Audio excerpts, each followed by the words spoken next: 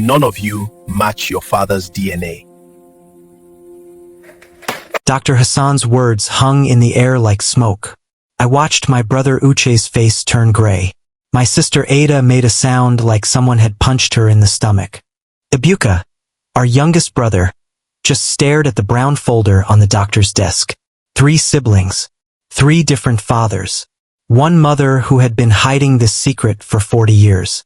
Couldn't breathe. The hospital office felt too small, too hot. Uche stood up so fast his chair fell backward.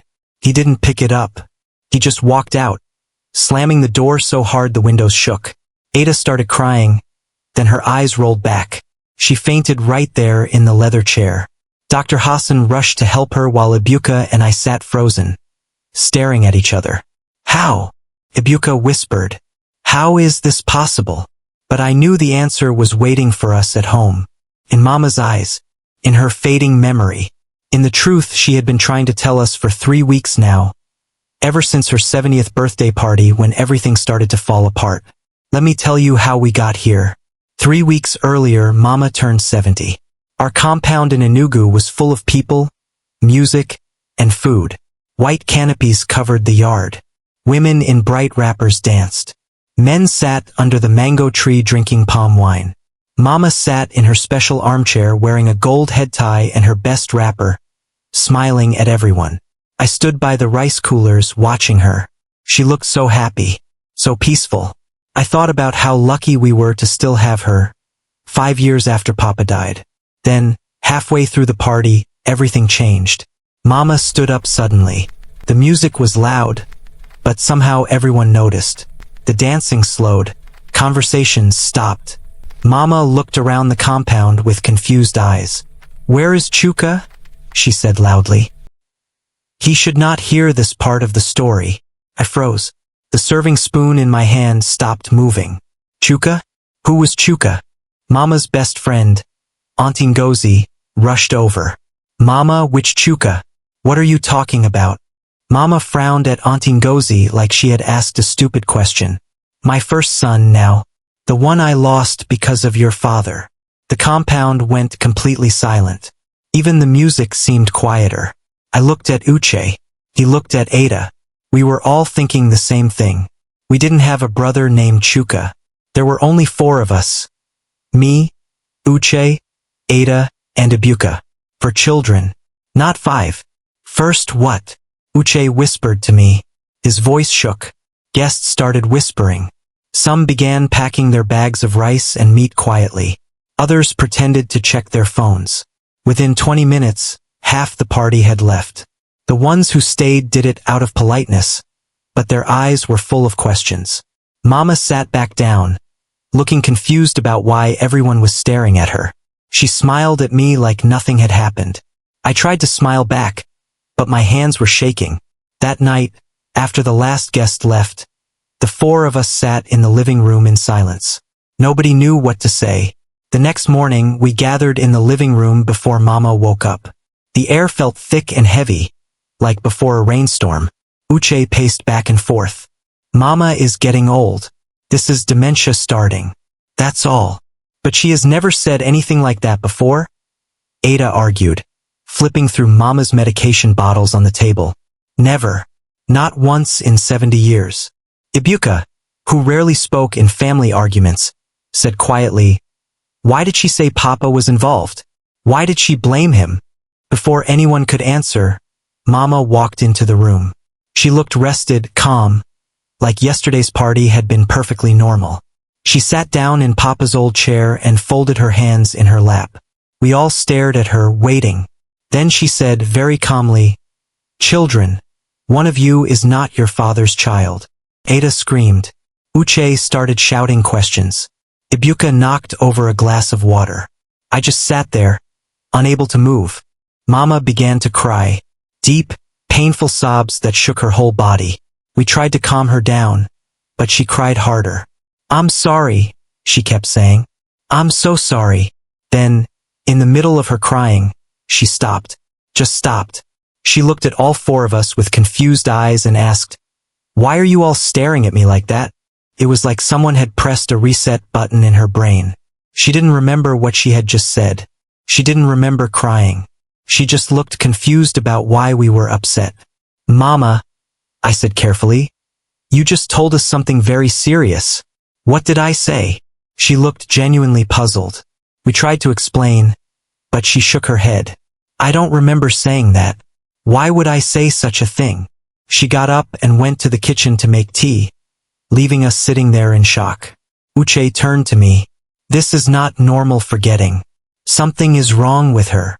Ada was already on her phone calling doctors. Ibuka just stared at the empty chair where Mama had been sitting.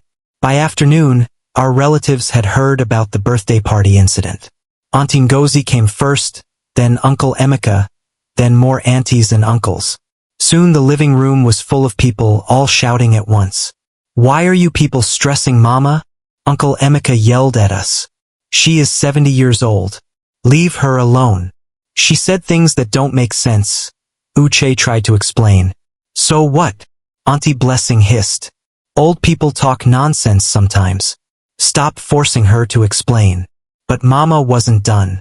She walked into the crowded room, and everyone went quiet. She stood in the middle looking at all of us. Her eyes were clear now, not confused anymore. I am tired, she said in a voice that made everyone stop breathing. Before I die, the truth must come out. The truth has refused to die with me. Then her eyes rolled back, and she collapsed. Screams filled the house. Uncle Emeka caught her before she hit the floor. Someone called an ambulance. Ada was crying. Ibuka ran to get water. The ambulance took forever to arrive. When it finally did, they put Mama on a stretcher and drove her to Enugu Specialist Hospital. We followed in Uche's car, nobody speaking, just praying silently. At the hospital, they took Mama straight to the emergency room. We sat in the waiting area for 3 hours. Nurses walked past. Doctors checked charts. Time moved so slowly it felt like days. Finally, Dr. Hassan came out. He was a tall man with kind eyes and gray hair at his temples. He had been Papa's doctor before Papa died. Your mother is stable, he said, and we all breathed again. But we need to talk about what caused the collapse. We followed him to his office. He pulled out a file and looked at us seriously. Your mother's memory problems are not dementia, he said.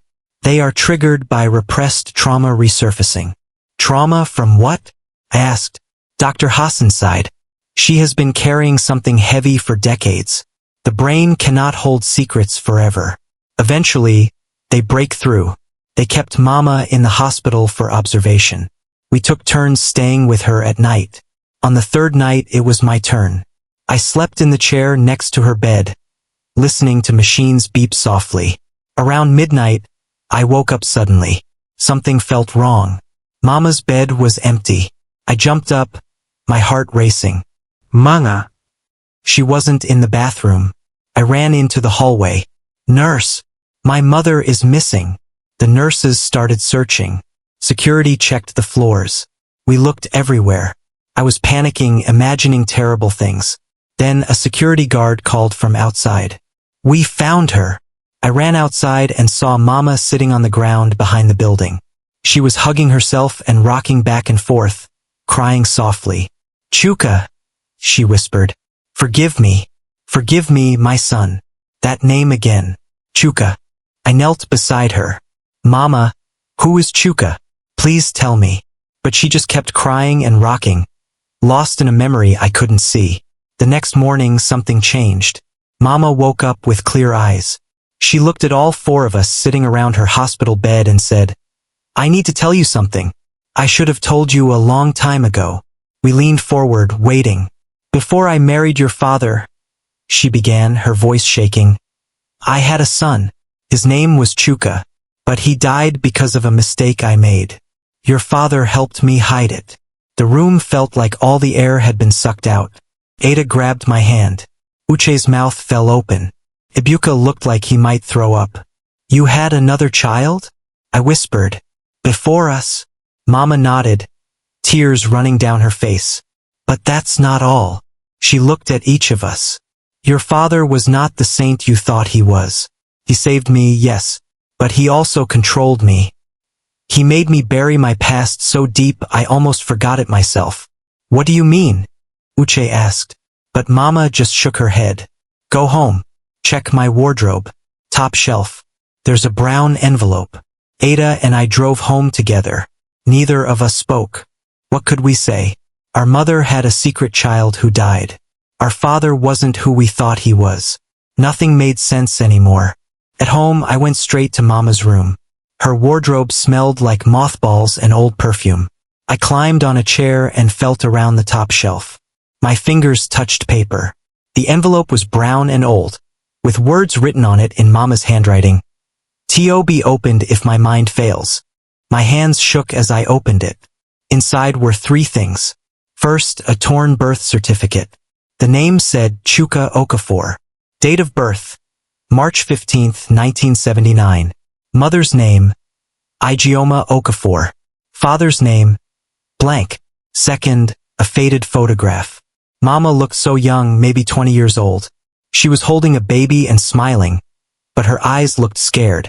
Third, a piece of paper with handwriting I didn't recognize. It said, "You will regret this." I sat on Mama's bed, staring at these pieces of a past I never knew existed. When we went back to the hospital, all 4 of us sat with Mama. I put the envelope on her lap. Tell us everything, Uche said. His voice wasn't angry anymore, just tired. But Mama shook her head. I've told you enough. Now you need to know something else. She looked at Ada, then at me, then at Uche and Ibuka. One of you was not fathered by the man you called Papa. Which one? Ada asked, her voice breaking. I don't remember, Mama said, and she started crying again. I don't remember anymore. Everything is mixed up in my head. Uche stood up. Then we do a DNA test. All of us. Ibuka shook his head. We don't need DNA.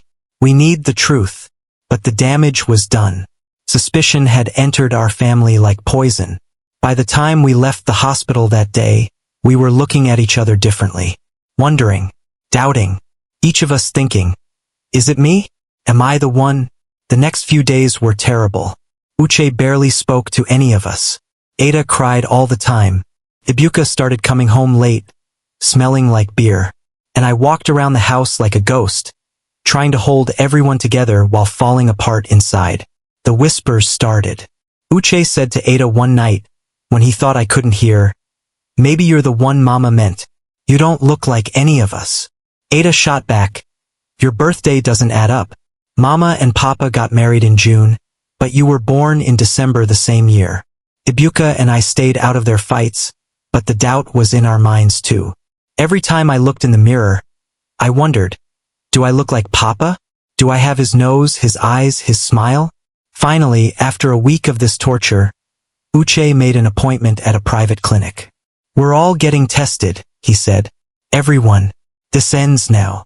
None of us argued. We needed to know the truth, no matter how much it hurt. The DNA clinic was cold and white and smelled like chemicals. A nurse took samples from all 4 of us with long cotton swabs.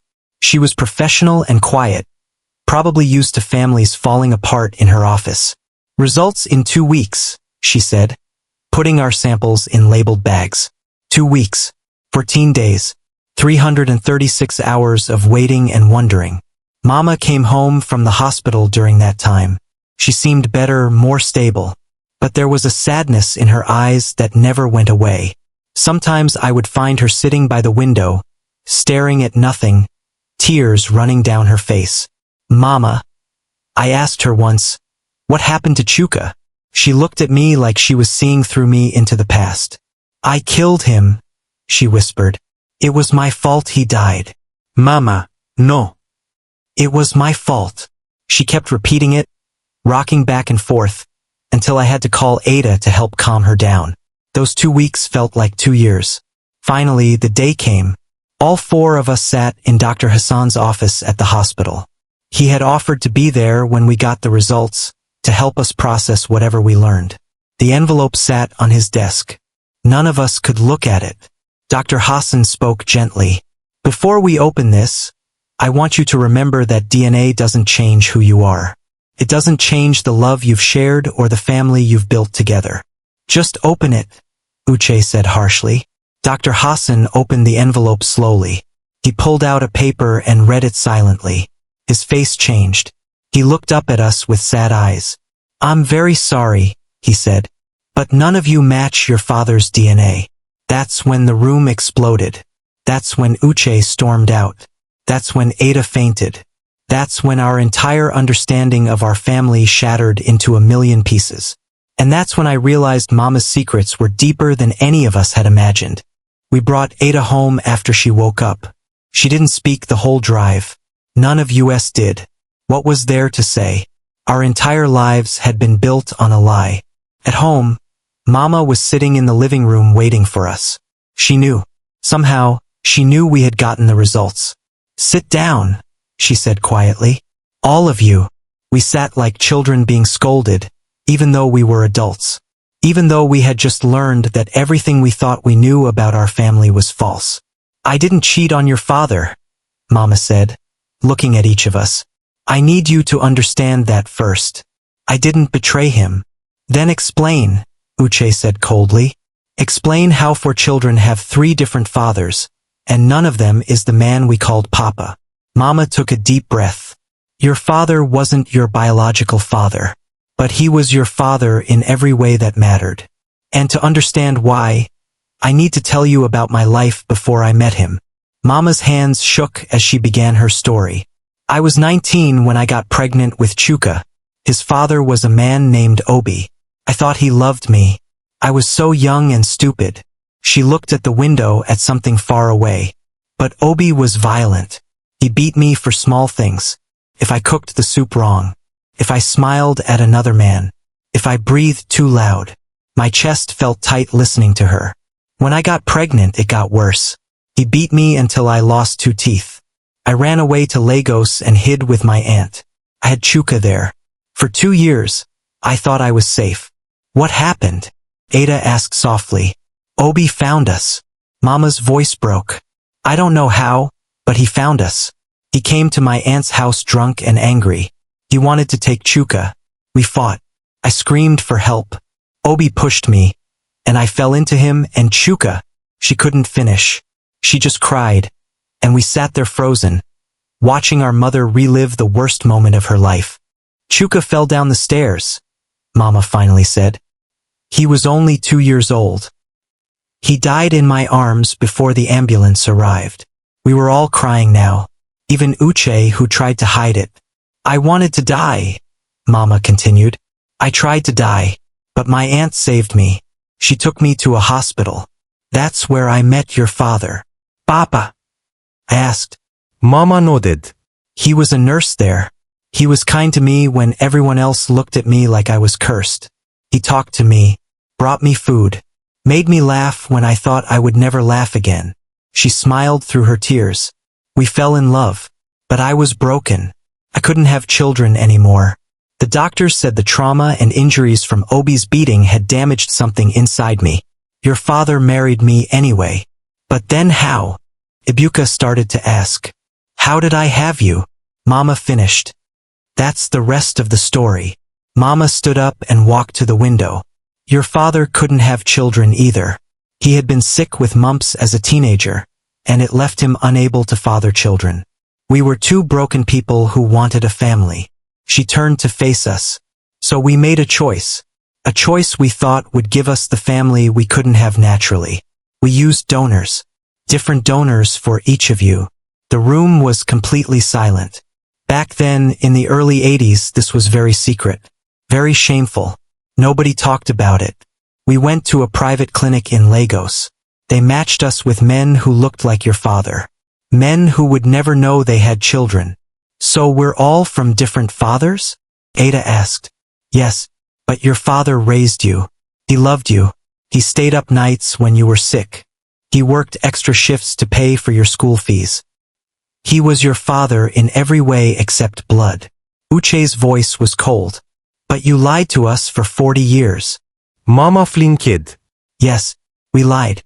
And that lie is eating me alive. For the next hour, Mama told us everything. Every detail she could remember. The clinic in Lagos. The agreements they signed. The secrets they kept. how Papa had wanted to tell us when we got older, but Mama was too afraid. He wrote you a letter, she said suddenly. Before he died. He wanted you to know the truth. She went to her room and came back with another envelope. This one had Papa's handwriting on it. My chest hurt just looking at it.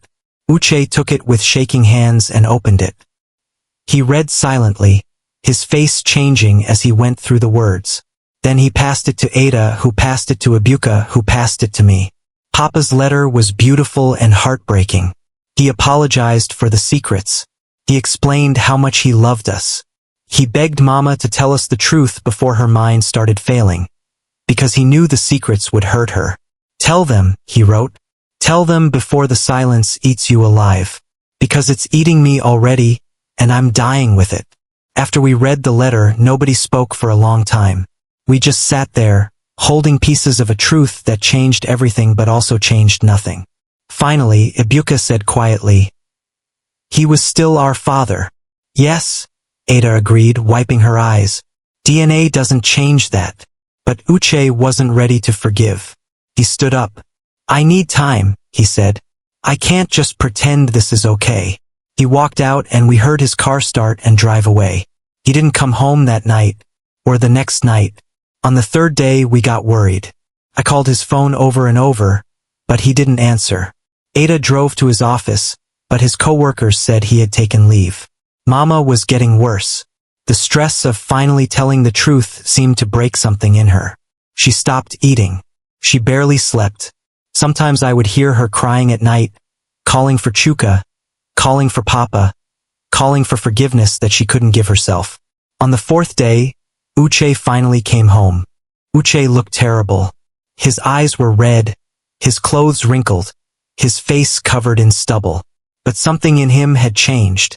The anger was gone, replaced by exhaustion and sadness.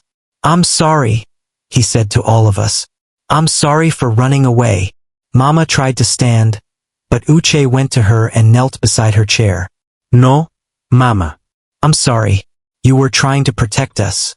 You were trying to survive. I understand that now." He looked up at her. "You didn't cheat. You didn't lie to hurt us.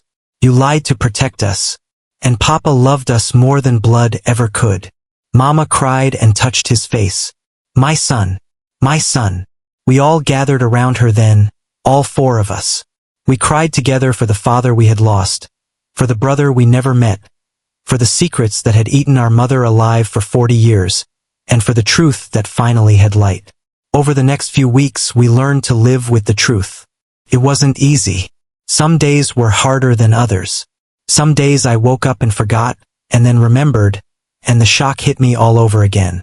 But we stayed together. We made a choice to be a family not because of blood, but because of love.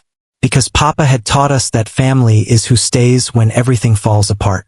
Mama got better slowly. The truth seemed to lift a weight off her chest. Her memory was still bad sometimes, but the panic attacks stopped. The crying episodes became less frequent. She started eating again, smiling again, living again. One evening, we all sat outside under the mango tree where Papa used to sit. Mama looked at us and said, "Thank you for not leaving me. Thank you for staying even when the truth was ugly." "Mama," I said, "we're family. That's what family does." Ada added, "Blood doesn't make family. Love does. Papa taught us that." Mama smiled, and for the first time in months, it reached her eyes. A few months later, we received a package at the house. It was addressed to Mama. No return address, just a Lagos postmark. Inside was a photograph. It showed a young boy, maybe 7 years old, with Mama's eyes and smile. On the back, someone had written, "I am Chuka's son. My grandmother told me about you before she died. I forgive you. He would want you to know that." Mama held the photograph and cried, but this time they were tears of relief, not pain. Chuka est son. Chuka's child had survived. A piece of her first baby still existed in the world. We helped her write a letter back. She told him about Papa, about us, about how she had carried guilt for 38 years. She told him he was welcome in our family anytime he wanted. 3 weeks later he came. His name was Chaik, and he looked so much like the baby in Mama's old photograph that we all stared. He was nervous at first, but Mama hugged him like she had been waiting her whole life. Having Chaik in our lives changed things. Suddenly, Mama's past wasn't just pain. It had produced something beautiful. A grandson she never knew she had. A connection to the son she lost. Chaik visited every month. He called Mama Grandma and brought his children to meet her.